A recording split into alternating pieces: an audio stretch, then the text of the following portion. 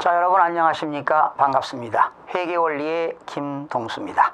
오늘 제 10강 시간이 되겠는데요. 오늘은 교재 38쪽에 거래의 결합관계가 나와 있습니다.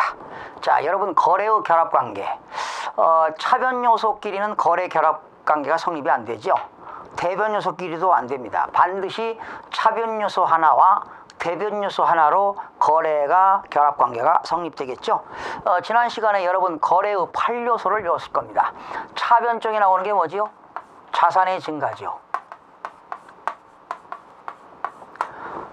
재무상태표 차변에는 자산이 들어갑니다.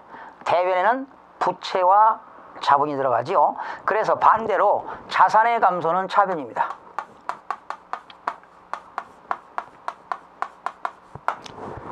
그래서 자산의 증가는 차변, 자산의 감소는 대변.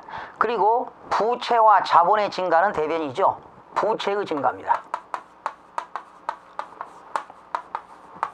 부채의 증가와 자본의 증가, 대변이죠. 반대로 부채의 감소와 자본의 감소는 차변입니다. 부채의 감소. 그리고 자본의 감소.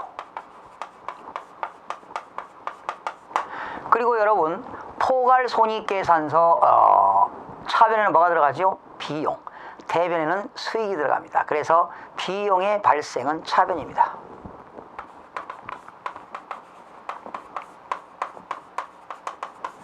그리고 수익의 발생은 대변이죠.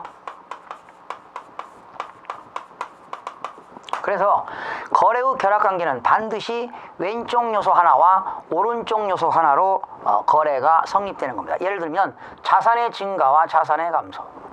지금 이렇게 해서 거래의 8요소인데요. 여기에 거래 16가지를 오늘 소개하는데 16가지 중에서 8가지는 보편적인 거래고요. 나머지 8가지 거래는 흔하지 않는 거래인데, 자, 16가지를 오늘 이 시간에 다 한번 소개하도록 하겠습니다. 어렵다 하더라도 한번 인내를 가지고 8가지는 여러분 다 이해가 될 텐데 나머지 8가지는 좀 어려울 겁니다. 자, 이렇게 자산의 증가와 그리고 부채의 증가, 자산의 증가와 자본의 증가, 자산의 증가와 수익의 발생, 이렇게 먼저 4가지를 소개하도록 하겠습니다. 먼저 1번입니다. 자산의 증가와 자산의 감소. 거기 보시죠. 상품을 매입하고 대금은 현금으로 지급하다 그랬습니다. 여러분 상품을 매입하게 되면 상품이라는 자산이 들어왔죠. 자산의 증가입니다. 자, 이렇게 생각하면 돼요. 들어왔다 차변, 나갔다 대변. 다 그런 건 아닌데 상품을 매입했다. 상품이 들어왔죠. 상품이라고 하는 자산이 증가되기 때문에 자산이 증가되겠고, 대금은 현금으로 지급했습니다. 현금이 나갔으니까 자산의 감소가 되겠습니다. 1번 되겠죠? 현금이 나갔으니까 자산의 감소가 되겠습니다. 두 번째입니다. 자산의 증가와 부채의 증가입니다. 한쪽은 자산이 증가됐고 부채가 증가됐습니다. 예를 들면 상품을 매입하고 대금은 외상으로 하다. 상품을 매입했으니까 어떻게 될까요? 상품이 들어왔으니까 자산이 증가가 되겠고 외상 매입금이라고 하는 부채가 증가가 되는 겁니다. 자, 여러분 거래의 결합관계는 원인과 결과입니다. 자, 원인은 뭐였나요? 상품을 매입했죠. 그런데 그 결과는 뭘까요? 외상으로 매입했으니까 외상 매입금이라는 부채가 증가가 되는 것입니다. 그 다음에 세 번째, 자산의 증가와 자본의 증가가 되겠습니다. 이거는 거기 나왔죠.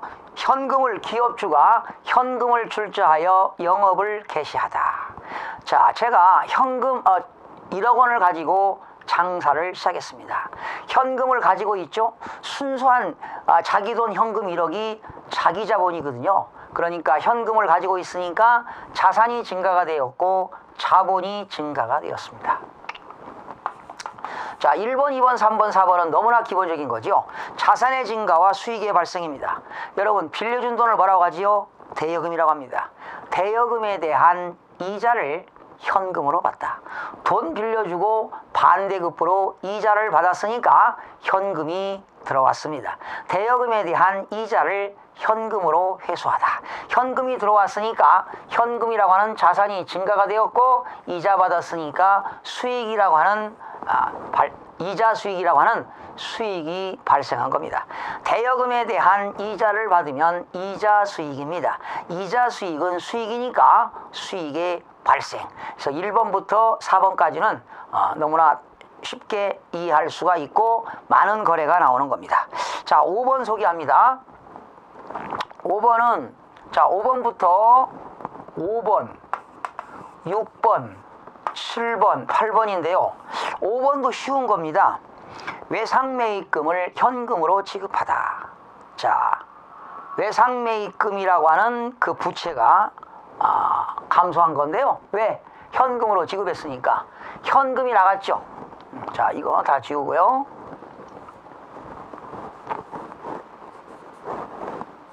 자, 이겁니다. 부채의 감소와 자산의 감소. 외상매입금을 현금으로 지급하다. 이건 충분히 알겠죠. 현금으로 지급했으니까 현금이 나갔기 때문에 자산이 감소됐고요. 왜 나갔느냐? 왜? 외상매입금을 갚았어요. 부채가 감소된 겁니다. 외상매입금을 현금으로 지급하다. 현금이 나갔으니까 자산이 감소되겠고 외상매입금이라는 부채가 감소가 된 겁니다. 5번도 그렇고 6번도 많이 나오는 겁니다. 6번은 외상매입금을 지급하기 위해서 현금을 지급했다면 자산이 감소인데 외상매입금을 지급하기 위해서 돈이 없어가지고 거래처한테 약소금을 발행했습니다. 내가 지금 돈이 없으니까 그 외상대금을 2개월 후에 3개월 후에 지급하겠노라고 약속어음을 발행하게 되면 지급어음이라고 하는 부채가 증가가 되는 겁니다. 그러니까 한쪽에서는 외상매입금을 갚았으니까 부채의 감소가 되겠고 한쪽에서는 2개월 후에 지급하겠다고 약속어음을 발행했으니까 부채가 증가가 되는 겁니다. 즉 외상매입금을 지급하기 위하여 약속어음을 발행하여 지급하다. 이런 것도 흔하게 나타나는 거래인데요. 7번, 8번은 흔하지 않는 거래입니다. 7번, 8번은 흔하지 않은 건데 7번은 뭐냐? 전환사채를 주식으로 전환하다.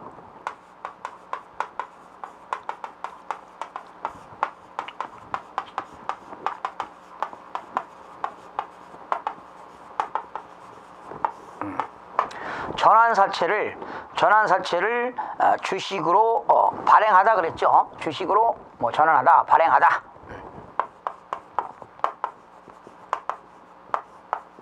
여러분, 주식회사에서는요, 주식을 발행하게 되면 자본이 증가됩니다. 주식을 발행하게 되면 자본이 증가돼요. 그런데 전환사채라고 하는 건 뭐냐? 회사가 사채를 발행할 때 그 사채권자들에게 주식으로 컨버션, 바꿔줄 수 있는 사채를 전환사채라고 합니다. 그러니까 회사가 처음에 전환사채를 발행했었죠. 그래서 회사가 사채권자들에게 그런 발행했던 사채를 회수하고 주식을 발행하는 겁니다. 그러면 주식을 발행하니까 자본이 증가가 되고요. 이렇게 자본이 증가가 되고요. 그리고 전환사채라고 하는 부채가 감소가 되는 겁니다.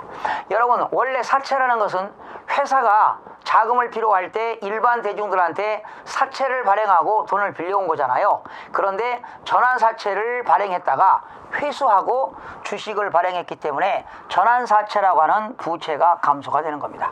나중에 여러분 저 뒤에 가서 부채 배울 때 전환사채를 공부하게 되는 겁니다. 그러나 7번은 저 뒤에 가서 나오는 거기 때문에 여러분한테는 좀 어려운 것 같고요. 8번, 채권자로부터 차입금 상환을 면제받다. 이것도 흔하지 않는 겁니다. 채권자로부터 차입금을 면제받다. 차입금이라고 하는 거 뭐예요? 빌려온 돈이잖아요. 나는 채무자고 상대편은 채권자인데 받을 채권자로부터 차입금, 빌려온 차입금을 상환을 면제받다. 차입금 상환을 면제받다.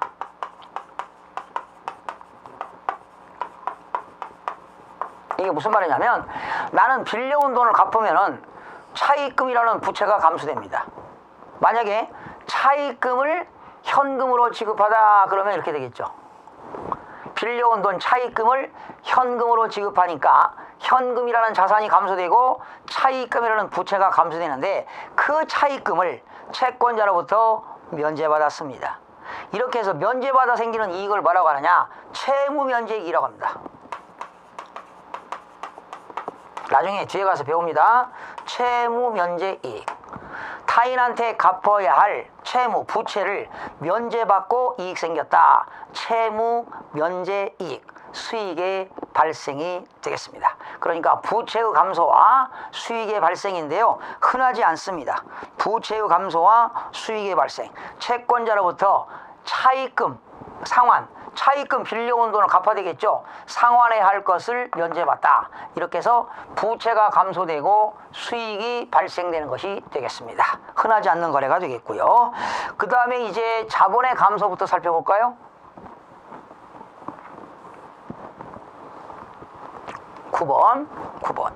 9번은 뭐 흔한 거래입니다. 이거 자본의 감소와 자산의 감소. 9번. 이거는 기업주가 개인적으로 현금을 인출해 가다. 9번 보시죠. 기업주가 개인 용도로 현금을 인출해 가다.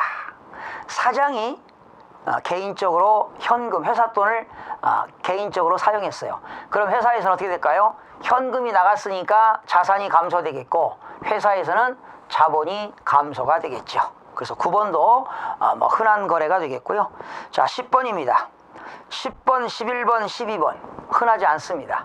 10번, 11번, 12번 흔하지 않지만 어렵지만 한번 했다는데 의의를 갖고요. 자본의 감소와 부채의 증가, 자본의 감소와 자본의 증가, 자본의 감소와 수익의 발생, 이렇게 반드시 왼쪽 요소 하나와 오른쪽 요소 하나로 거래가 결합관계가 이루어지는 것을 거래의 이중성이라고 합니다. 거래의 이중성. 그러나 차변끼리는 거래가 안 되고요. 대변 요소끼리도 거래가 안 되고 반드시 차변 요소 하나와 대변 요소 하나로 결합되는 것을 거래의 결합관계, 즉 거래의 이중성이라고 하는 겁니다. 자, 그 다음에 자본의 감소와 부채의 증가 몇 번인가요? 10번이죠. 기업주 개인의 부채를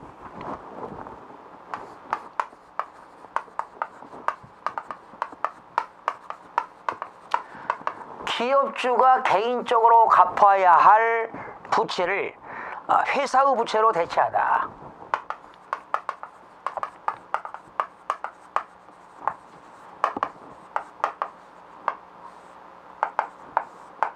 흔하지 않은 건데요. 기업주 사장이 개인적으로 갚아야 할 부채입니다. 그 부채를 회사의 부채로 대체했어요. 이 말은 기업주 사장이 개인적으로 빌려온 돈을 마치 기업주에서 변제할 것으로 대체했다는 거니까 기업주 입장에서는 어떻게 될까요? 회사 입장에서는 자본이 어떻게 될까요? 자본이 감소가 되겠죠. 그렇죠? 자본이 감소되고 그리고 회사의 부채가 어떻게 될까요? 증가가 되겠네. 그죠? 자본이 감소되고 봐요. 기업주 개인이 갚아야 될 부채를 회사의 부채로 대체했어요. 그러면 회사의 부채는 어떻게 될까요? 증가가 되겠죠. 반면에 회사의 자본은 어떻게 될까요? 감소가 되겠죠. 흔하지 않는 거래인데 좀 어렵습니다. 11번입니다. 11번은 자본의 감소와 자본의 증가입니다. 한쪽은 자본의 감소와 자본의 증가인데 뭐라고 하나요? 기업의 적립금을 자본금에 전입하다.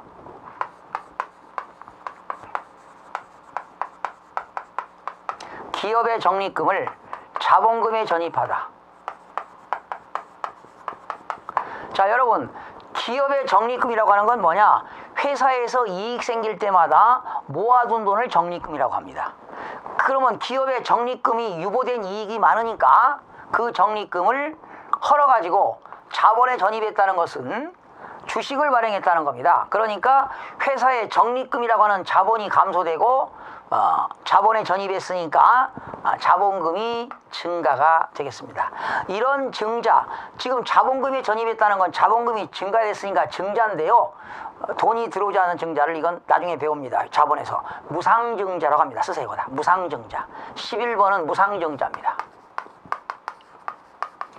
증자라고 하는 건 자본금이 증가되었는데 회사에 돈이 들어오지 않는 증자를 무상증자라고 하게 되는 겁니다.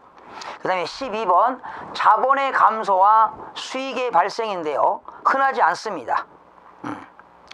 임대료를 받아가지고 기업주가 개인적으로 사용했어요. 12번 임대료를 받아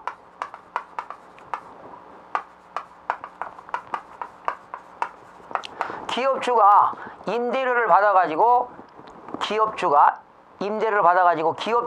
개인용으로 사용했어요.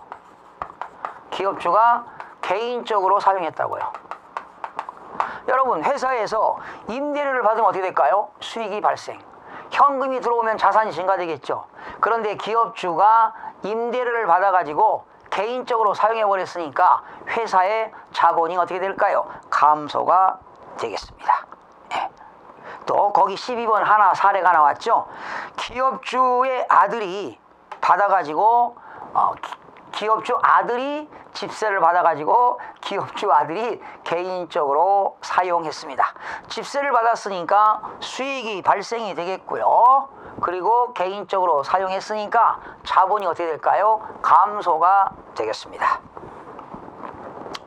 그 다음에 이제 마지막에 비용의 발생부터 한번 해볼까요? 비용의 발생과 자산의 감소. 13번 같은 경우는 아주 흔한 것이죠. 비용의 발생과 자산의 감소. 필기 생략합니다. 뭐가 있나요? 여비를 현금으로 지급하다. 여비를 현금으로 지급하다. 그죠? 여비를 현금으로 지급했으니까 현금이 나갔으니까 자산이 감소되겠고 여비라고 하는 비용이 발생하겠죠. 또 전화요금을 현금으로 지급하다. 현금이 나갔으니까 자산이 감소가 되겠고 전화요금은 통신비라고 하는 비용이 발생하겠죠. 수도요금을 현금으로 지급하다. 현금이 나갔으니까 자산이 감소되겠고 수도요금이라고 하는 수도강렬비라는 비용이 발생하겠죠. 13번은 제일 흔하고요. 비용의 발생과 부채의 증가를 소개합니다. 뭐가 있나요? 차입금에 대한 이자가 원금에 포함되다. 14번.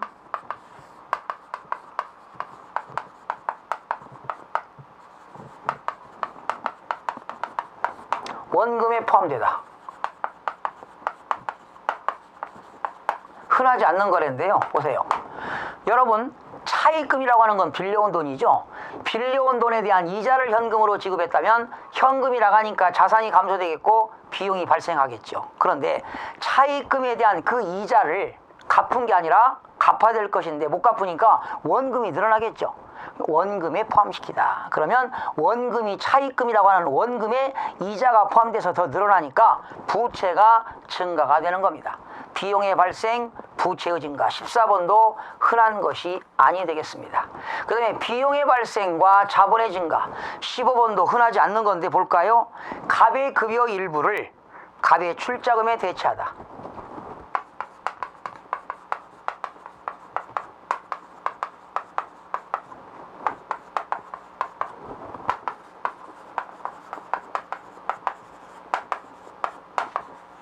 자, 이게 무슨 말일까요?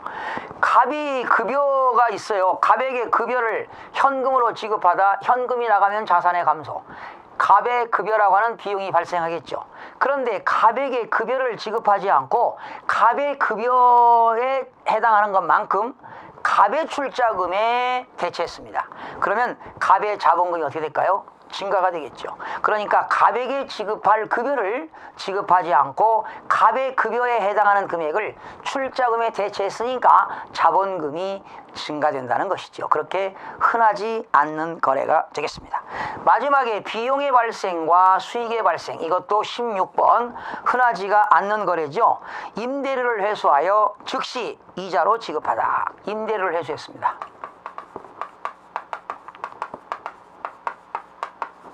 임대료를 회수하여 즉시 이자로 지급하다. 흔하지 않는 거래죠.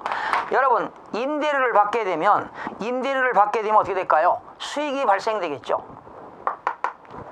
그러면 임대료를 받아서 수익이 발생되고 돈이 들어오면 현금이라고 하는 자산이 증가되겠죠. 그런데 집세를 받아가지고 즉시 이자에 대체했다는 겁니다. 이자를 지급했다는 거니까 이자 비용이라는 비용이 발생하고 임대료라고 하는 수익이 발생하겠죠. 그러니까 집세를 받아가지고 즉시 이자 비용에 이자로 지급하다. 이자 비용이라는 비용이 발생한 건데 그 흔한 거래는 아니죠. 그래서 16가지 중에서 8가지는 일반적인 거래가 되겠고요. 8가지는 흔하지 않는 거래지만 한번 해봤고요. 그래도 이해하기가 좀 힘들었지만 여러분 한번 쭉 생각해보면 의미를 알 것입니다. 자, 네 번째, 거래의 이중성이라고 나왔죠. 복식부기 특징에는 뭐가 있었어요? 거래의 이중성. 대차평균의 원리, 자기검증 기능이 있었습니다. 거래의 이중성이라고 하는 것은 거래가 발생하면 차변 요소 하나와 대변 요소 하나로 이렇게 결합이 형성되는 것이 바로 거래의 이중성이 되겠습니다.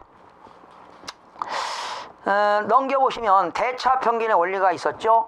여러분, 아무리 많은 거래가 발생한다 하더라도 거래가 발생한 내용을 원장에 정기해가지고 무슨 시산표를 작성한다. 결산 전 시산표 또는 수정 전 시산표, 수정 후 시산표를 작성하면 어떤 대차수지표가 되었던 포괄손익계산서가 되었던 시산표가 되었던 어떠한 많은 거래가 발생한다 하더라도 일정한 원리 원칙에 의하여 기록하게 되면은 차변합계 금액과 대변합계 금액이 반드시 일치하는 원리를 대차평균의 원리라고 합니다. 그래서 복식부기는 이렇게 대차평균의 원리에 의해서 차변합계 금액과 대변합계 금액이 일치하기 때문에 자기검증 기능이 있다, 이렇게 보시겠습니다. 자기검증 기능이 있다. 세 가지입니다. 거래의 이중성, 대차평균의 원리, 자기검증 기능이 있다, 이렇게 보시면 되겠고요. 이제 6번째, 거래의 종류부터는 11강 시간에 하겠는데요. 오늘 여러분 여기에서 가장 기본적으로 나타나는 거래 한번 8가지를 제가 한번 소개를 한번 해볼까요, 여러분?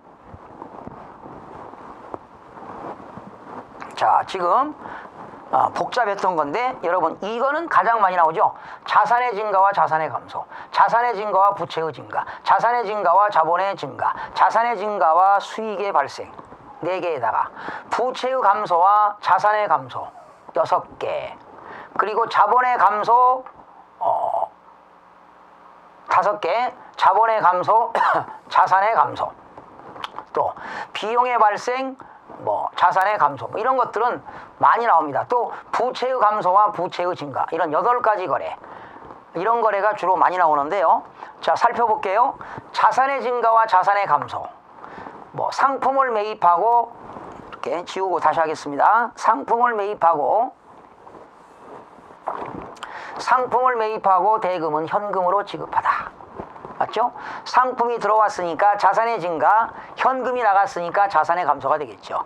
상품을 매입하고 대금은 외상으로 하다. 상품을 매입했으니까 자산이 증가되겠고 부채가 증가가 되겠습니다. 현금을 출자하여 영업을 개시하다. 현금을 가지고 기업주가 영업을 시작하다. 자산의 증가와 자본의 증가입니다. 이자를 현금으로 받다. 현금이 들어왔으니까 자산의 증가, 이자 받았으니까 이자 수익.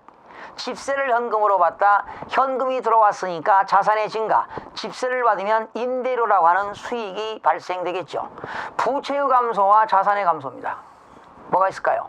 외상매입금을 현금으로 지급하다. 현금이 나갔죠? 자산의 감소. 외상매입금이라는 부채가 감소된 겁니다. 빌려온 차입금을 현금으로 지급하다. 현금 나갔으니까 자산의 감소가 되겠고 차입금이라는 부채가 감소가 되겠습니다. 그 다음에 부채의 감소와 부채의 증가, 흔하지는 않습니다만 이거 보세요. 한쪽은 부채가 감소했고 한쪽은 부채가 증가했습니다. 뭐가 있을까요? 외상매입금을 지급하기 위하여 2개월 후에 지급하겠다고 약소거금을 발행하여 지급하다. 약소거금을 발행하여 지급하다. 차변에 외상매입금이라는 부채가 감소되고 약소거금을 발행했으니까 2달 후에 갚아야 될 의무가 있기 때문에 부채가 증가가 되는 겁니다.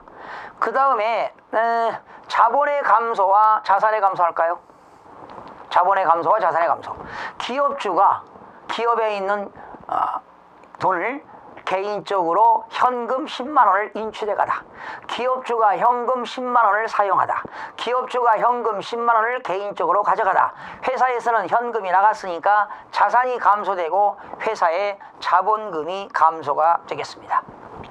그 다음에 비용의 발생과 자산의 감소입니다. 비용의 발생과 자산의 감소, 여비를 현금으로 지급하다, 수도요금을 현금으로 지급하다, 잡비를 현금으로 지급하다, 재산세를 현금으로 지급하다, 자동차세를 현금으로 지급하다. 수도요금은 수도강열비가 되겠죠. 현금으로 지급했으니까 현금이라고 하는 자산이 감소되겠고 전부 다 비용이 발생이 되겠습니다. 제가 말씀드린 이 8가지는 가장 기본적으로 많이 발생하는 내용이 되겠는데요. 자, 이런 거 하나 소개할까요? 자, 오늘 여기 16가지에는 안 나왔는데요. 이런 거